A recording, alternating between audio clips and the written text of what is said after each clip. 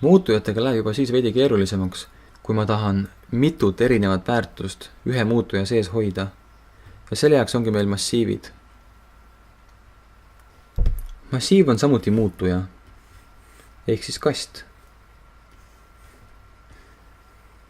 Teeme sellise näite. Jällegi olen poes ja ma salvestan ära need minu ostukorvis olevad hinnad.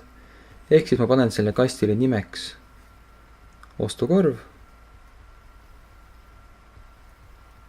Ja ta on nagu pudelikast, kus on sektsioonid. Ja ma saan nüüd siia numbreid sisse panna. Näiteks üks toode oli 5 eurot, panen siia selle. Üks oli 10, läheb siia. Ja näiteks oligi 15 ja 28. Need lähevad siia aukudesse ilusasti. 17. Ja ega nad kõik ei peagi täidetud olema. Ja selle muutuja tüüp nüüd, me nimetame seda massiiviks, aga kirja paneme int ja kandilised sulud.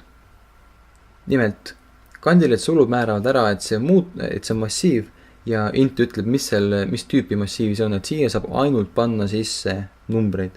Kui ma üritan siia panna sõne, ehk siis näiteks tere, siis seda siia panna ei saa. Kuidas ma selle kirja panen jällegi Javas? Samamoodi ma pean selle situatsiooni ühe reaga ära kirjeldama. See on väga lihtne siis. Nagu ma ütlesin, int ja kandilised sulud määravad ära, et see on intide massiiv. Panen talle nimeks ostukorv ja ta võrdub. Nüüd panen loogilised sulud ja semikooloni kohe lõppu ära, et ma ei unustaks. Ja nüüd ma saan need numbrid siia sisse kanda.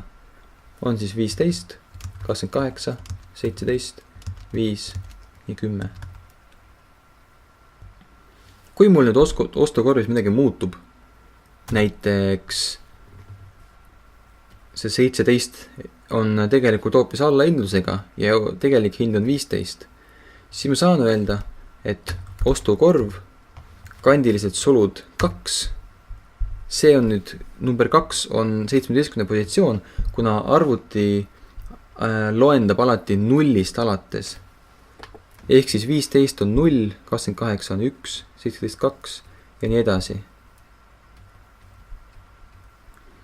Seega 17 on positsioonil 2. Nii. Ja ma lihtsalt ütlen võrdusmärgiga, omastan talle uue väärtuse, ütlen hoopis 15.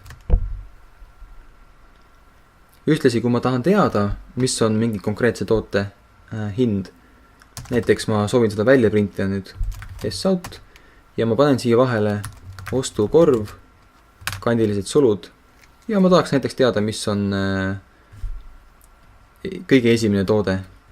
Panen siis siia 0. Panen programmi käima ja näen, et tuligi 15. Küsisin välja, et aha, esimene väärtus on 15.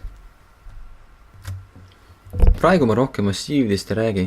Kui sa aga soovid teada, kuidas tervet massiivi korraga kokku liita summaks või soovid teada, kuidas ostukorvi otse siin välja printida ilma selle numbrita, siis mine vaata, kuidas töötab while tsükkel.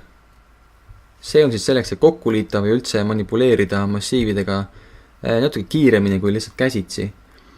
Ja teine vastus, ehk siis kuidas see massiiv välja printida ilma suurema vaevata, et vaatad Java API videot ja toString meetodi nimelt. Arrays class ja toString meetod. Nii nägime siis, kuidas massiive kasutada intide puhul. Aga samamoodi nagu toimib ka int, toimivad ka stringid ja kõik muud andmetüübid.